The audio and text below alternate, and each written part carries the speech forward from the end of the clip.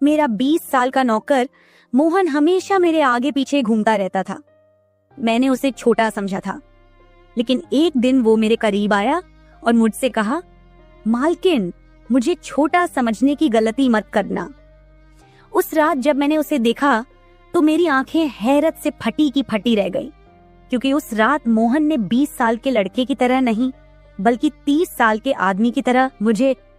दोस्तों, कहानी सुनने से पहले दिल थाम कर बैठिएगा, क्योंकि कहानी बहुत ही रोमांचक और खतरनाक होने वाली है। चलिए कहानी शुरू करते हैं। जिस दिन से मोहन मेरे पास सोने लगा था, तब से मेरे शरीर में बदलाव आने लगे थे। मुझे लगा था कि मोहन अभी छोटा है और उसे कुछ समझ नहीं आता होगा, लेकिन धीरे धीरे उसकी गलत हरकतें मेरे सामने आने लगी। अब मुझे अच्छी तरह से समझ आ गया था कि मोहन मुझसे क्या चाहता है। मैंने कभी सोचा भी नहीं था कि एक 20 साल का लड़का मेरी तरह की 40 साल की महिला को इतना सुख दे सकता है।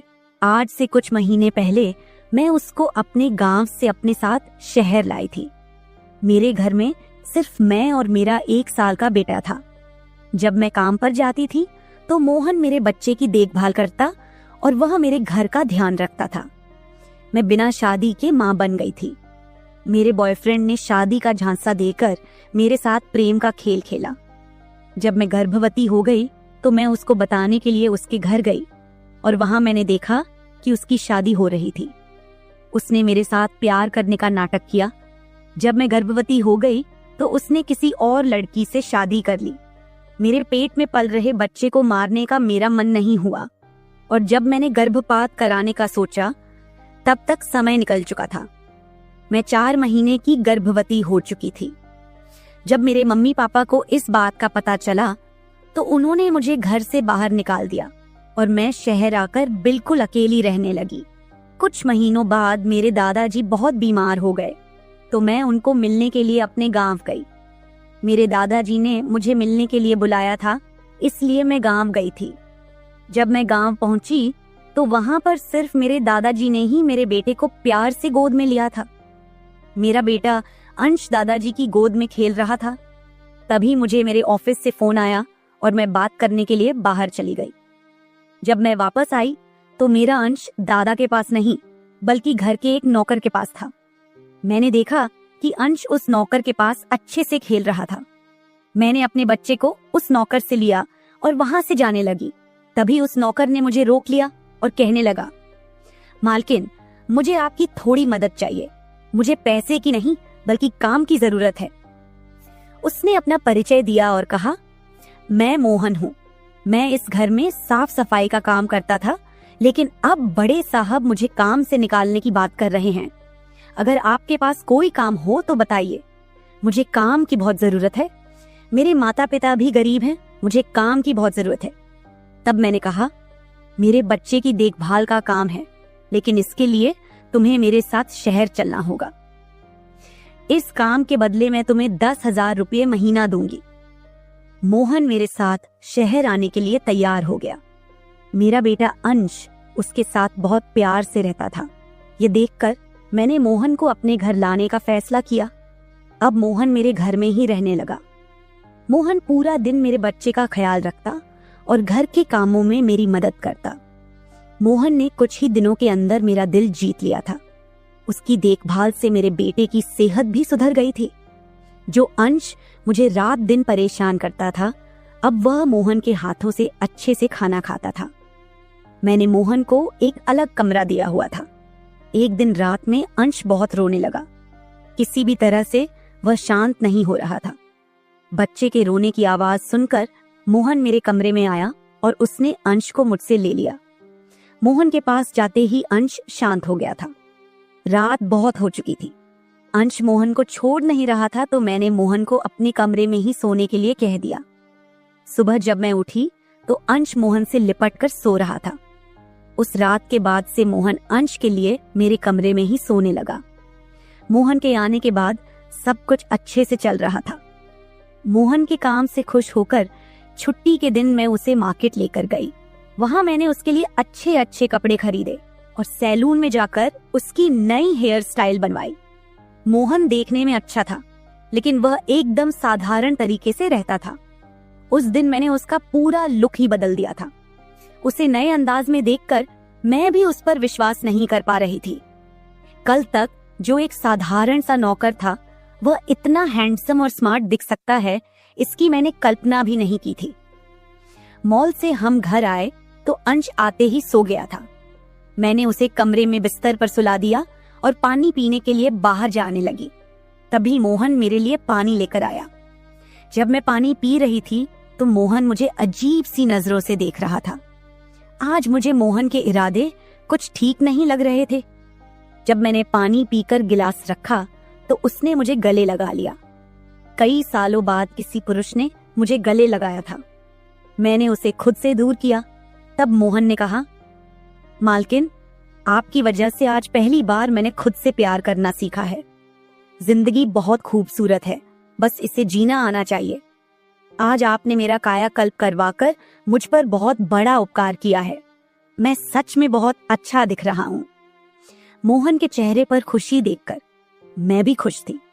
वह 20 साल का था, लेकिन गांव का लड़का होने के कारण उसका शरीर और कद काठी अच्छी थी। वह घर में भी रोजाना कसरत करता था। उसकी लंबाई भी ठीक ठाक थी। मैंने उससे उसकी पढ़ाई के बारे में पूछा था तो उसने कहा कि मेरे घर के हालात ठीक ना होने के कारण वह ज्यादा पढ़ाई नहीं कर सका। हर सुबह ऑफिस जाने से पहले मैं अपने बच्चे को दुलार कर ऑफिस के लिए निकलती थी। आज जब मैं ऑफिस के लिए निकलने से पहले अंश को चूमने गई तब वह मोहन की गोद में था। अचानक अंश ने अपनी गर्दन घुमाई और मेरे होंठ मोहन के गाल पर जा लगे। मुझे बहुत शर्मिंदगी महसूस हुई। मैंने उससे माफी मांगी और ऑफिस के लिए निकल गई। शाम को जब मैं घर आई तब भी मैं मोहन की आंखों में नजर नहीं मिला पा रही थी। मोहन ने अंश को खाना खिलाकर सुला दिया था। फिर हम दोनों ने साथ में खाना खाया। खाना खत्म करने के बाद मैं अपने कमरे में गई। वहां मैं अपनी दवाइयां ले रही थी क्योंकि आज मैं बहुत थक चुकी थी और मेरे सिर में बहुत दर्द था। उसी की दवा मैं ले रही थी। दवा लेने के बाद भी मेरा सिर बहुत दर्द कर रहा था। मैं अपने कमरे में सिर पकड़कर बैठी हुई थी। जब मोहन ने मुझे इस हालत में देखा तो वह पूछने लगा कि मालकिन, क्या हुआ है? जैसे ही उसे पता चला कि मेरा सिर दर्द कर रहा है, उसने मेरे सिर की मालिश शुरू कर दी। मोहन की मालिश से मुझे आराम मिल रहा था। धीरे धीरे मुझे गहरी नींद आने लगी। उस रात मुझे बहुत अच्छी नींद आई थी। अगले दिन हमारे ऑफिस में पार्टी थी और मैं उसके लिए अच्छे से तैयार हो रही थी। आज मैंने गुजराती लुक अपनाने का फैसला किया। मैंने घाघरा पहन लिया था, लेकिन स्कर्ट का नॉट बांधने में मुझे दिक्कत हो रही थी। तब मैंने मोहन को कमरे में बुलाया और उससे नॉट बांधने को कहा। नॉट बांधते समय उसका हाथ मेरी खुली पीठ पर से गुजर रहा था। मैंने उसे छोटा समझा था, इसलिए मैंने उसे यह काम करने के लिए कहा था। मेरे पास और कोई भी रास्ता नहीं था। तैयार होकर जब मैं जाने लगी तो मोहन ने मेरा हाथ पकड़कर मुझे रोक लिया और अंदर से काजल लेकर आया। उसने मेरे कान के पीछे काजल लगाया और कहा, मालकिन, अब आपको किसी की नजर नहीं लगेगी। आप बहुत सुंदर लग रही हैं। उसकी बात सुनकर मैं खुश हो गई और ऑफिस जाने लगी। उस दिन शाम को जब मैं घर आई तो मेरे साथ मेरी एक सहेली और उसका बॉयफ्रेंड भी आया। मोहन ने आज बहुत अच्छा खाना बनाया था। मेरी सहेली रितिका और उसका बॉयफ्रेंड 4-5 दिन मेरे घर रुकने वाले थे। अगले दिन रात को मोहन ने खाना बनाया और रितिका और उसके बॉयफ्रेंड को खाने के लिए बुलाया, लेकिन वो दोनों अपने कमरे में ही ड्रिंक कर रहे थे। रितिका तो बहुत ज्यादा पी चुकी थी। वह खाना खाए बिना ही सो गई। उसका बॉयफ्रेंड अरुण हमारे साथ खाना खाने बैठा।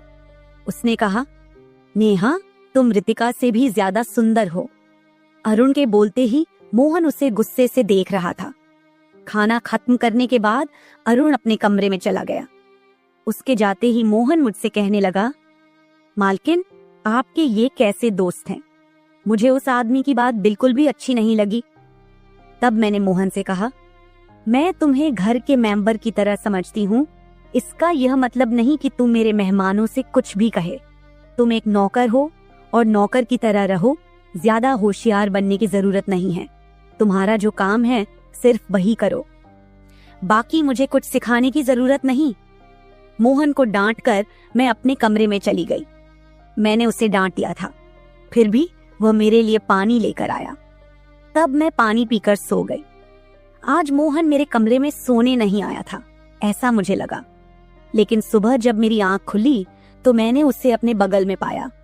जब मैं बिस्तर से उठकर बाथरूम जाने लगी तो रितिका मेरे कमरे में आ गई। वह बहुत गुस्से में लग रही थी।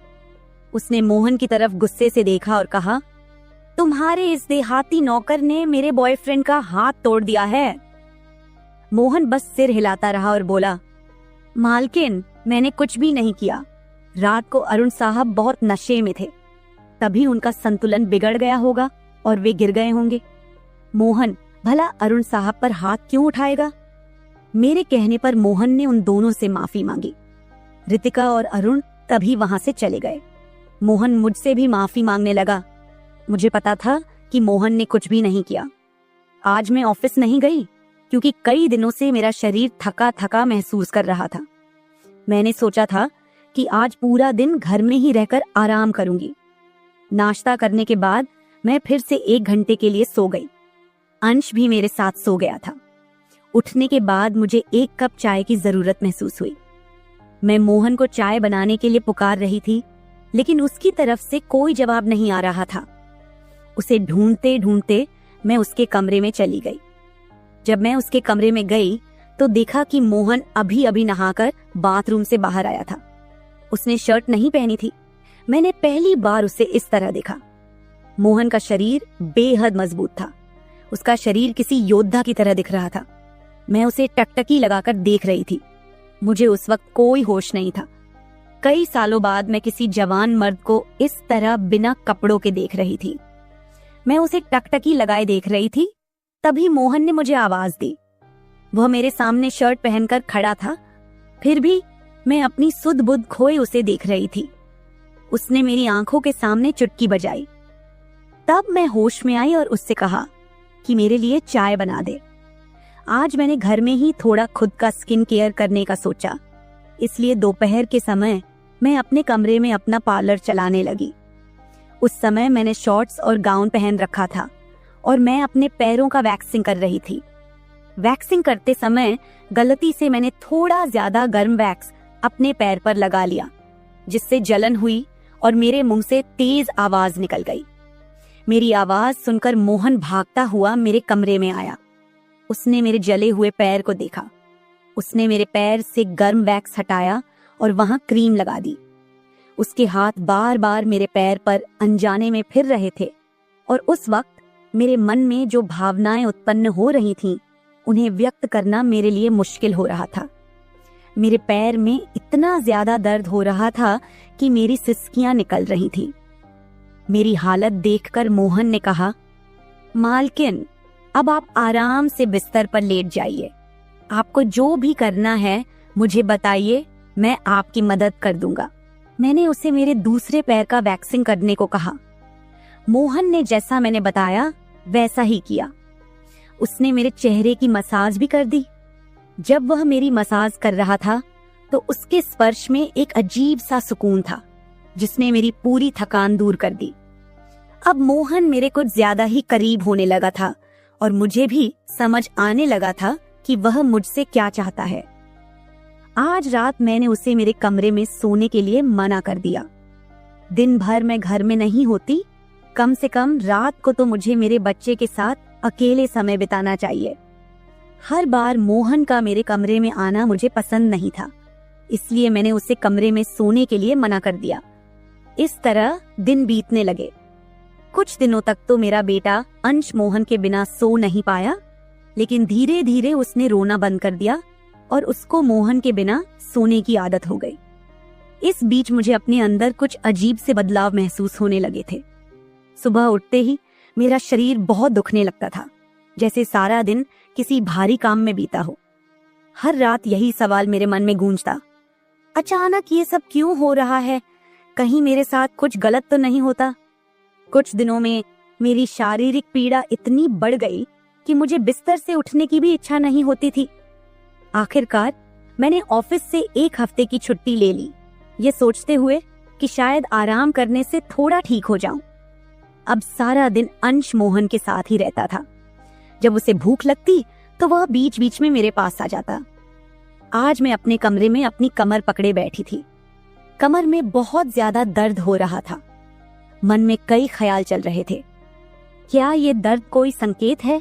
क्या मुझे किसी बड़ी परेशानी का सामना करना पड़ेगा? रात के 10 बजे का वक्त था। मोहन पानी लेकर मेरे कमरे में आया। मेरी कमर पर हाथ देखकर उसने समझ लिया कि मुझे बहुत तकलीफ हो रही है। मोहन ने कहा, मैडम, अगर आपको कोई आपत्ति न हो तो मैं आपकी कमर की मालिश कर देता हूँ। मेरी कमर इतनी दुख रही थी कि मैंने उसकी मालिश के लिए हाँ कर दी, लेकिन उससे पहले मैंने अपने कमरे की लाइट बंद कर दी। छोटे 0 बल्ब की रोशनी में मेरी कमर उसे नहीं दिखेगी, इसलिए मैंने कमरे की बड़ी लाइट बंद करके 0 बल्ब जला दिया। मोहन ने धीरे धीरे मेरी कमर पर मालिश शुरू दी। उसकी उंगलियों का स्पर्श ऐसा था जैसे दर्द को धीरे धीरे चुरा ले जा रहा हो। मैं कुछ पल के लिए पूरी तरह सुकून में खो गई। ऐसा लग रहा था कि मेरी सारी पीड़ा बस छू मंतर हो गई हो। मालिश करते करते मोहन ने अचानक पूछा, मैडम, क्या आपको कभी अंश के पिता की याद नहीं आती? उसका सवाल सुनकर मैं कुछ पल के लिए चुप हो गई। फिर उसने धीरे से कहा, आप इतनी खूबसूरत और जवान हैं, फिर भी आपने अकेले रहने का फैसला क्यों किया? उसकी बातों ने जैसे मेरे दिल को छू लिया। मैंने उससे कहा कि शायद तुम्हारे सवाल का उत्तर मेरे पास नहीं है। उस सवाल पर वहीं विराम लग गया। उसने मेरी बात सुनकर कुछ नहीं कहा, लेकिन उसने मालिश जारी रखी। आज मुझे मोहन के इरादे कुछ ठीक नहीं लग रहे थे। मैं सोचने लगी, क्या मोहन सिर्फ सवाल कर रहा था या उसके मन में कुछ और था? मुझे समझ नहीं आ रहा था कि ये सब सिर्फ एक सामान्य बातचीत थी या फिर किसी रिश्ते की शुरुआत का संकेत। उस रात मोहन की मालिश से मुझे अच्छी नींद आ गई थी। 2 दिन बाद वह तारीख आने वाली थी जब मैंने पहली बार अपने प्रेमी से मुलाकात की थी। उस दिन का इंतजार मेरे दिल में एक तूफान ला रहा था। आखिरकार वह दिन आ ही गया। सुबह से ही मैंने खुद को किसी न किसी काम में व्यस्त रखने की कोशिश की, लेकिन जैसे जैसे रात गहरी हो रही थी, मुझे उसके साथ बिताए पल बार बार याद आ रहे थे। आज मुझे बहुत ही अकेलापन महसूस हो रहा था। आज वह मेरे साथ नहीं था, लेकिन वह मेरे बच्चे का पिता था। अंश को देखकर मुझे रोज उसकी याद आती थी और आज मैं अपनी भावनाओं को छुपा नहीं पाई। मैं अपने कमरे में जोर जोर से रोने लगी। अंश मेरे पास में सो रहा था, इसका भी मुझे ध्यान नहीं रहा। मोहन पानी लेकर मेरे कमरे में आया। मुझे रोते हुए देखकर उसने मुझे पानी पिलाया। पानी पीते हुए मैं थोड़ा शांत हुई, लेकिन मेरी आंखों से बहते आंसू रुकने का नाम नहीं ले रहे थे। मेरे रोने की आवाज सुनकर अंश हल्का सा हिलने लगा। उसे जागता देख मोहन ने तुरंत कहा, आप मेरे कमरे में चलिए, अंश को आराम से सोने दीजिए। जैसे ही मैं मोहन के कमरे में पहुंची, मैं खुद को रोक नहीं पाई और उसे कसकर गले लगा लिया। ऐसा लग रहा था कि मैंने अपना होश खो दिया था। मेरा रोने का कारण सुनकर मोहन भी शांत हो गया था। वह लगातार मेरे आंसू पोंछ रहा था और मैं रोए जा रही थी। रोते रोते मैंने उसका कंधा पकड़ लिया। धीरे धीरे मैंने उसे और करीब खींच लिया। मैंने उससे कहा, मोहन, आज की रात मैं तुम्हारे कमरे में बिताना चाहती हूँ। तब मोहन ने कहा, मैडम, मैं अभी छोटा हूँ, मुझे कुछ भी नहीं आएगा। उसकी बात सुनकर मैंने धीरे धीरे उसे और करीब खींच लिया और कहा, मोहन, मुझे कुछ नहीं चाहिए, बस तुम्हारा साथ चाहिए ताकि मैं इस अकेलेपन को भूल सकूं। उस रात मैं उसके कमरे में थी, लेकिन सुबह जब मैं उठी तो वह मेरे पास नहीं था। उसकी शर्ट वहीं पड़ी हुई थी। जब मैं बाहर गई तो मैंने देखा कि मोहन मेरे बच्चे को दूध और बिस्किट खिला रहा था। यह देखकर मेरे दिल को एक अलग सी खुशी का एहसास हुआ। मुझे अंश का ख्याल नहीं आया था, लेकिन मोहन ने नहीं भुलाया। उसने हम दोनों माँ बेटे को खुश कर दिया था। रात की थकान के बाद मैं सुबह देर से उठी थी। दिन भर मोहन ने मुझसे नजरें नहीं मिलाई। आज रितिका मुझसे मिलने घर आई थी। वह मोहन की तरफ देख भी नहीं रही थी। मोहन ने उसे पानी दिया और कमरे से बाहर चला गया। थोड़ी देर बातें करने के बाद रितिका जाने लगी। जाते समय उसने मुझसे कहा, जितनी जल्दी हो सके अपने नौकर को यहाँ से निकाल दो, वह दिखने में जितना मासूम लगता है उतना है नहीं। उसकी बात का मैंने खास ध्यान नहीं दिया। रोज की तरह रात को खाना खाने के बाद मोहन ने मुझे पानी का गिलास मेरे कमरे में लाकर दिया और उसने अंश को भी सुला दिया था। अंश आज बाहर हॉल में झूले में सो रहा था। मोहन उसकी देखभाल कर रहा था। मैंने अपने कमरे की लाइट बंद कर दी और सो गई। कुछ समय बाद मुझे अंश की आवाज सुनाई दी। उसकी आवाज से मेरी नींद खुली। मैं उठने वाली थी कि तभी उसकी रोने की आवाज बंद हो गई। कुछ समय बाद मुझे अपने कमरे का दरवाजा खुलने की आवाज सुनाई दी। मैं चुपचाप सब देख रही थी। मोहन मेरे कमरे में आया था। उसने मेरे पास आकर यह देखने की कोशिश की कि मैं सो रही हूं या नहीं, और फिर उसने मेरा मोबाइल उठाया। उसकी वह खोजबीन देखकर मैंने जल्दी से कमरे की लाइट ऑन कर दी। मुझे जागता हुआ देखकर वह चौंक गया। मैंने उसके हाथ से अपना मोबाइल छीन लिया। मैंने उससे कहा, मोहन, यह सब क्या चल रहा है? तुम इस वक्त यहाँ क्या कर रहे हो? वह कुछ नहीं कहकर वहां से जाने लगा, लेकिन मैंने उसे इतनी आसानी से छोड़ने का इरादा नहीं किया था। मैंने उसे उसका वीडियो दिखाया जिसमें वह रितिका के बॉयफ्रेंड पर हाथ उठा रहा था। उस दिन अरुण के मोबाइल का कैमरा गलती से चालू रह गया था और उसमें उनकी हाथापाई रिकॉर्ड हो गई थी। सुबह जब रितिका मुझसे मिलने आई थी तब उसने मुझे वह वीडियो दिखाया था और तब से मैं मोहन पर नजर रख रही थी। मैंने कहा, मोहन, तुमने झूठ क्यों बोला? तुमने अरुण पर हाथ क्यों उठाया? तब उसने कहा, जो भी आप पर बुरी नजर डालेगा उसके साथ मैं यही करूंगा। मैडम, उस रात जब अरुण नशे में था वह आपके कमरे में आया था। वह आपके साथ कुछ गलत करने की कोशिश कर रहा था और इसलिए मैंने उस पर हाथ उठाया। मोहन की बात सुनकर मैंने कहा, ठीक है, मैं तुम्हारी बात मानती हूँ, लेकिन तुम मुझे नींद की दवा क्यों दे रहे थे? आज मैंने तुम्हें मेरे पानी में दवा मिलाते हुए देखा है। तुम्हारी नजर मुझ पर थी और तुम जो चाहते थे वह मैंने तुम्हें दे दिया है। अब बिना कुछ कहे अपना सामान उठाओ और यहाँ से चले जाओ। मैंने गुस्से में कहा, लेकिन मेरी आवाज कांप रही थी।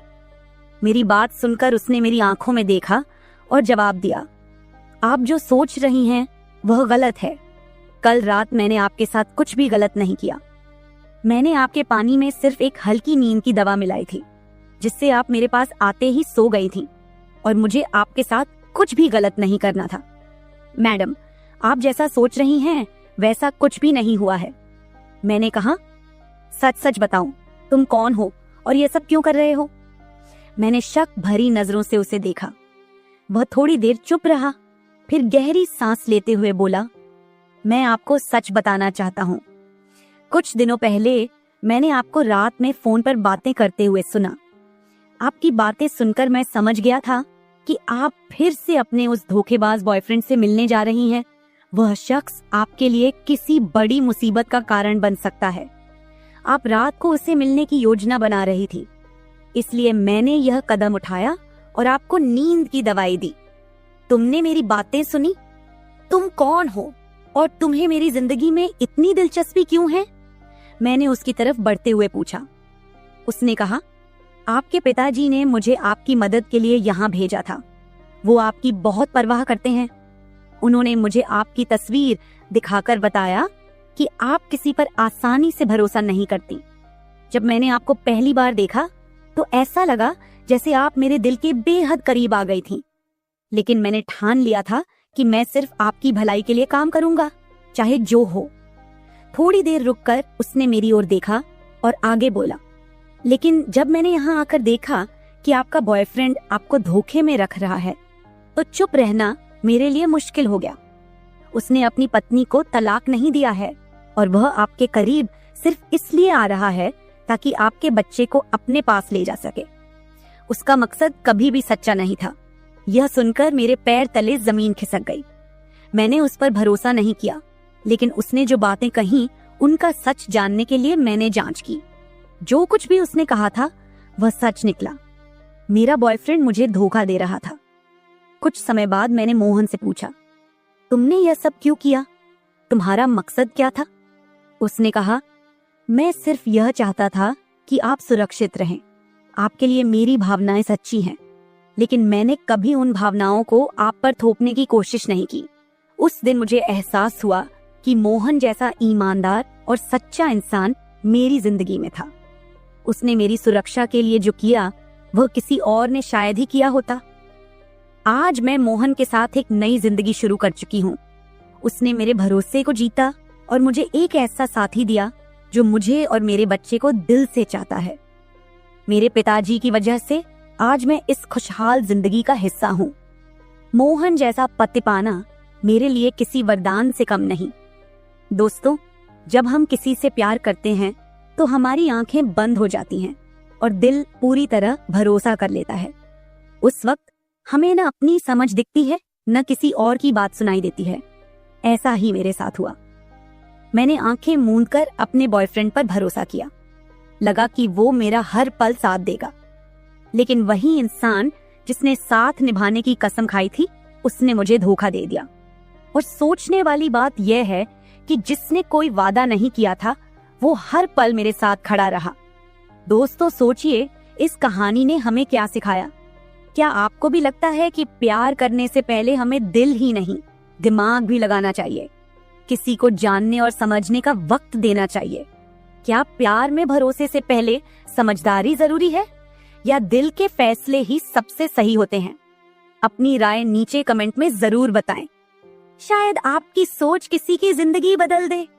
ऐसी ही दिलचस्प और रोमांचक कहानियों के लिए हमारे चैनल को सब्सक्राइब करना न भूलें। मेरी चाची धन्यवाद। बहुत खूबसूरत और नौजवान थी। वह घर में अकेली रहती थी और मुझे अपने पास बुला लेती और अपनी तन्हाई मिटाती थी।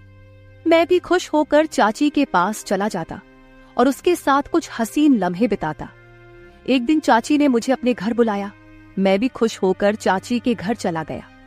मैं जैसे ही चाची के घर पहुंचा तो चाची वॉशरूम से नहाकर बाहर आ रही थी। जैसे ही मैंने चाची को देखा तो मेरे होश ही उड़ गए।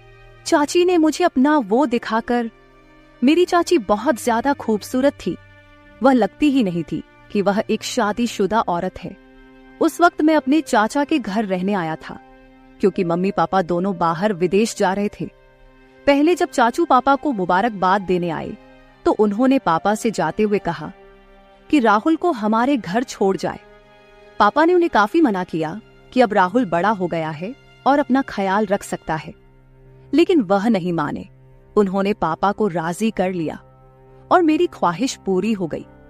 मेरे पास हमारे पुराने घर की चाबी थी जो खाली पड़ा हुआ था, जिसे मैं अपने मकसद के लिए भरपूर इस्तेमाल करता था। चाची मोनिका की शादी मेरे चाचा से 10 साल पहले हुई थी। मैं उस वक्त 10 साल का था, मगर उस वक्त चाची को देखकर मुझे बहुत अच्छा लगता था, क्योंकि वह न सिर्फ खूबसूरत थी बल्कि धीमे लहजे वाली और भरपूर जिस्म की मालिक थी। चाचा और चाची की जोड़ी मिसाइल समझी जाती थी, पर अभी तक वह दोनों औलाद से दूर थे। वह दोनों ने अपनी किस्मत समझकर सब्र कर लिया था। चाची और चाचू में बहुत ज्यादा प्यार था और मेरा अंदाजा था कि चाचा चाची की हर ख्वाहिश पूरी करते होंगे। शादी के बाद चाची का बदन बहुत दिलकश हो गया था। खूबसूरत तो वह पहले ही थी, मगर अब शरीर का हर हिस्सा अपनी तरफ झुकता हुआ महसूस होता था। उस वक्त जब चाची घर की सफाई कर रही थी और मैं टीवी देख रहा था, तब चाची ने मुझसे पूछा, राहुल बेटा, आज कॉलेज नहीं जाना क्या? तो मैंने दिल ही दिल में चाची को बेटा बुलाने पर बुरा मानते हुए कहा, नहीं चाची, सेमेस्टर खत्म हो गया है ना, इसलिए 1.5 महीने की छुट्टियां हैं। चाची ने सर हिलाया और झुककर मेज पर कपड़ा मारने लगी, पर चाची का वो सब देखकर समझ नहीं आ रहा था कि क्या करूं और क्या ना करूं। मुझे चाची के घर आए हुए 2 दिन गुजर चुके थे। रात को खाने की मेज पर चाचू ने चाची से कहा कि मुझे 20 दिन के लिए लाहौर जाना है। अगर मुझे ज्यादा दिनों के लिए बाहर जाना होता तो वह चाची को भी साथ ले जाते, मगर इस दफा मैं चाची के घर पर था तो उन्होंने अकेले जाना ही मुनासिब समझा। मैंने चाची का रूटीन और उनकी आदतों का अच्छी तरह से अभ्यास किया था। मैंने देखा कि वह चाय का इस्तेमाल ज्यादा करती है और वह चाय में दूध बहुत डालती है, और मुझे डब्बे का दूध पीने की आदत थी। अगले दिन हम दोस्त आपस में मिलकर एक दूसरे के साथ मजाक कर रहे थे और मैं जो कुछ बकवास कर रहा था वह बहुत गलत था। मेरी बातें सुनकर चाची बहुत हैरान हो गई। फिर उन्होंने मुझे अपनी आवाज देकर अपनी मौजूदगी का एहसास दिलाने की कोशिश की, लेकिन म्यूजिक की वजह से मुझे कुछ सुनाई नहीं दे रहा था। मेरी बकवास बातें काफी देर तक सुनती रही और फिर उठकर अपने कमरे में चली गई। थोड़ी देर बाद मैं चाची के पास गया और कहा, मुझे चाय पीनी है चाची। चाची ने मुस्कुराकर कहा, क्यों नहीं मेरे बच्चे, बस 2 मिनट में फ्रेश होकर आती हूँ, फिर बना देती हूँ। वह उठकर बाथरूम की तरफ चली गई। मैं गैलरी में आकर बैठ गया और सामने लॉन और फूलों को देखने लगा। एक फूल मुझे पसंद आ गया। मैंने उसे करीब जाकर देखा और फिर उसे तोड़ लिया। चाची मुझे आवाज दे रही थी। मैंने जवाब दिया, मैं बाहर हूं। तो वह हाथ में ट्रे लेकर बाहर आई जिसमें 2 कप चाय थी। उन्होंने 1 कप मुझे पकड़ाया और दूसरा खुद उठकर मेज पर रख दिया। मैंने वह फूल जो हाथ में पड़ा हुआ था चाची की तरफ बढ़ा दिया। चाची ने मुस्कुराकर फूल मेरे हाथ से ले लिया और कहा, शुक्रिया मेरे बच्चे। मेरे सारे अरमानों पर पानी पड़ गया था। मैंने चाची की तरफ देखा और कहा, चाची बोर नहीं होती आप सारा दिन घर में रह रहकर? मैं तो बोर हो गया हूं, हम कहीं बाहर घूमने चलते हैं। चाची ने कहा, नहीं समीर, मैं तो तुम्हारे चाचा के साथ हर जगह जाती हूं, लेकिन मैं उनके बगैर कहीं नहीं जाती। मैं खामोश होकर चाय पीने लगा। रात के खाने के बाद मैंने एक मूवी लगाई और बैठकर देखने लगा। चाची भी मेरे पास आकर बैठ गई और मूवी देखने लगी। चाची ने जब देखा कि यह वही बकवास हो रही है जो मैं दोपहर को गेम खेलते वक्त कर रहा था, तो उन्होंने कहा, अच्छा, तो ये सारी बकवास बातें तुमने यहाँ से सीखी है? वह बोली, बेटा ये तो बहुत गलत बात है, तुम बहुत ही गलत भाषा इस्तेमाल करते हो। शर्म से मेरे पसीने छूट गए। चाची ने फिर से कहा कि मैं तुम्हारे पापा से बात करूंगी कि तुम पर नजर रखें, तुम हाथ से निकलते जा रहे हो। मैंने नजर उठाकर देखा और चाची से कहा, गलती हो गई चाची, मुझे माफ कर दे। पर क्या करूं, सभी लड़के इसी तरह की मूवी देखते हैं, मुझे भी उन्हें जवाब देना होता है, तो इस तरह की बातें मुंह से निकलती हैं। मेरी बात सुनकर चाची हंसने लगी और बोली कि डरो मत, मैं किसी से कुछ नहीं कहूंगी, मुझे पता है कि तुम लड़के किस तरह की बातें करते हो। अच्छा ठीक है, और कोई मूवी लगाओ, ये क्या लगाया हुआ है? तब जाकर मेरी सांस में सांस आई और मैंने चाची से पूछा कि चाची मैं कौन सी मूवी लगाऊं? उन्होंने कहा कि कोई इंडियन मूवी लगाओ। मैंने कोई इंडियन मूवी लगा दी। चाची मूवी देख रही थी और मैं चोरी चोरी चाची को देख रहा था। चाची ने अपनी एक टांग उठाकर दूसरी टांग पर रखी और सोफे की टेक और बाजू से लगकर आराम से बैठ गई। फिर मैंने भी अपनी एक टांग उठाकर अपनी दूसरी टांग पर रखी।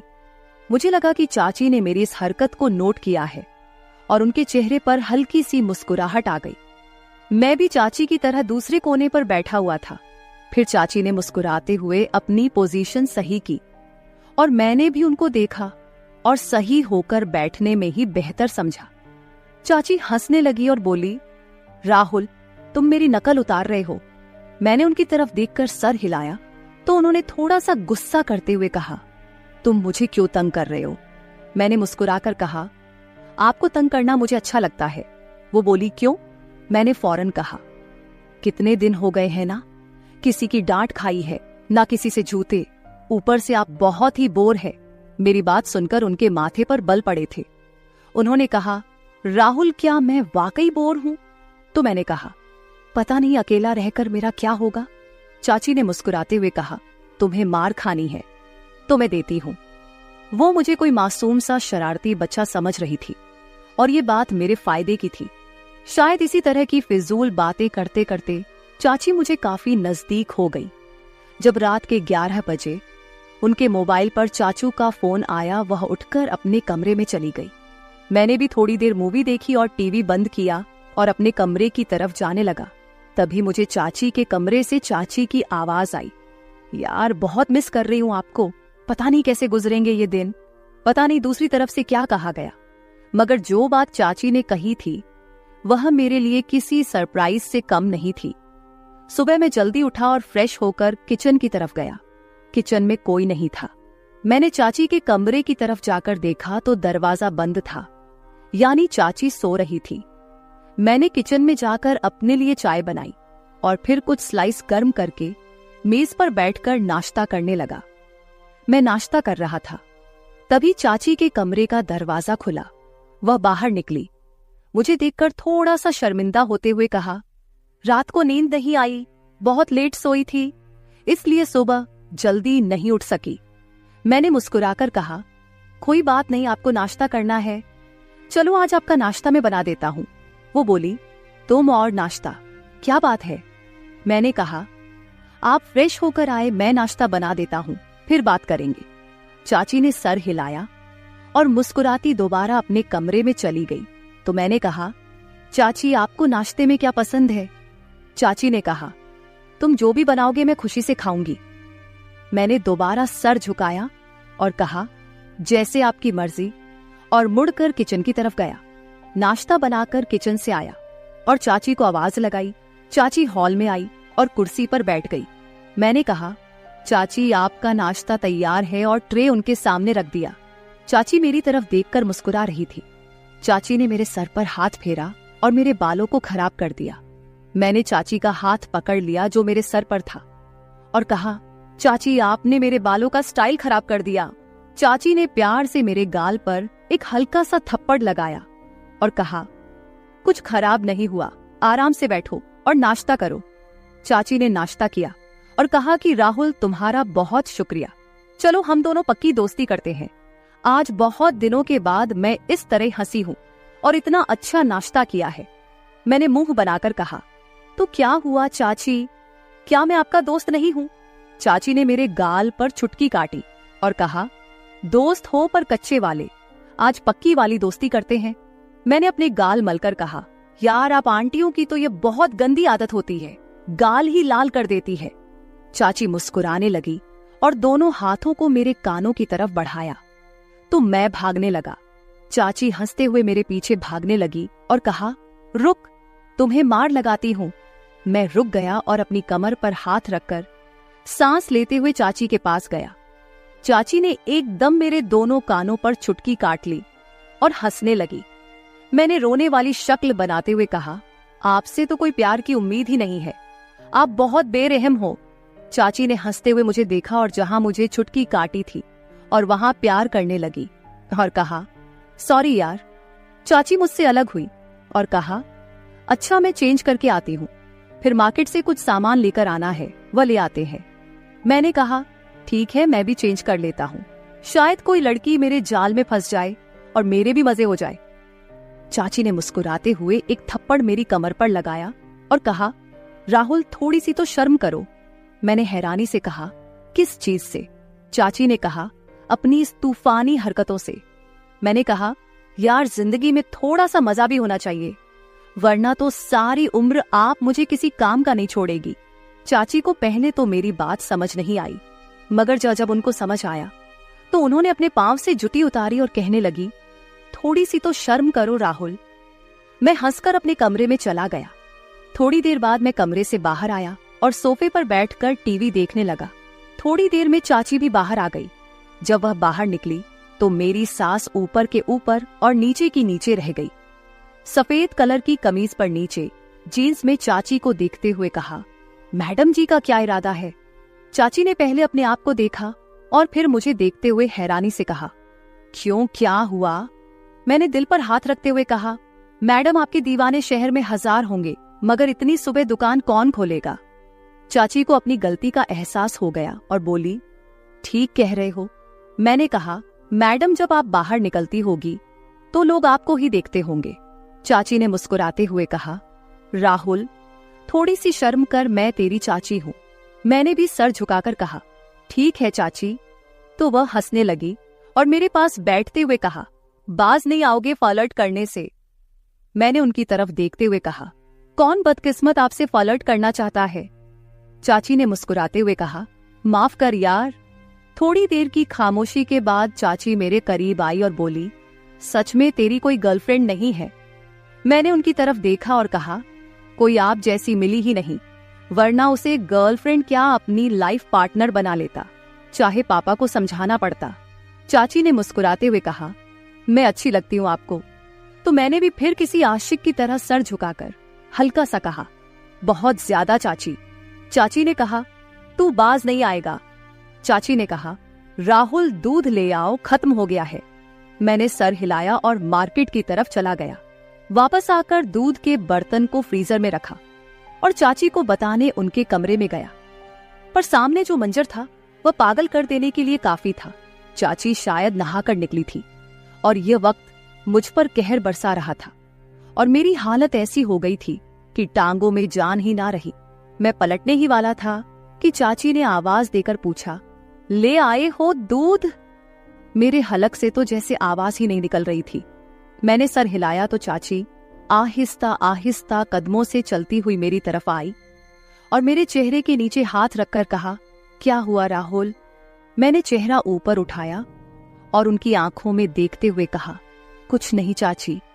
चाची ने मेरी आंखों में देखा और कहा, राहुल सच सच बताओ, मेरा इस तरह तुम्हारे सामने आना अच्छा है क्या?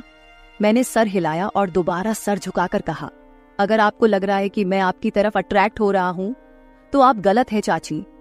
चाची, आपका जिस्म आपकी मोहब्बत के इजहार का जरिया है, लेकिन यही सब कुछ ठीक नहीं है। चाची ने एक लंबा सांस लिया और मुझे इस तरह देखा जैसे मैं दीवाना हूं। मैंने दोबारा सर उठाया और कहा, पर मैं यह भी नहीं चाहता कि आप थोड़ी देर के लिए मुझे अपनाएं और फिर जिंदगी भर के लिए मुझे अपने दीदार से महरूम कर दे। चाची के लिए बहुत नाजुक निर्णय था। फिर वह एक तरफ बेड पर बैठ गई और कहा, मेरे पास आओ और यहाँ बैठो। मैं आराम से चलता हुआ उनके पास बैठ गया।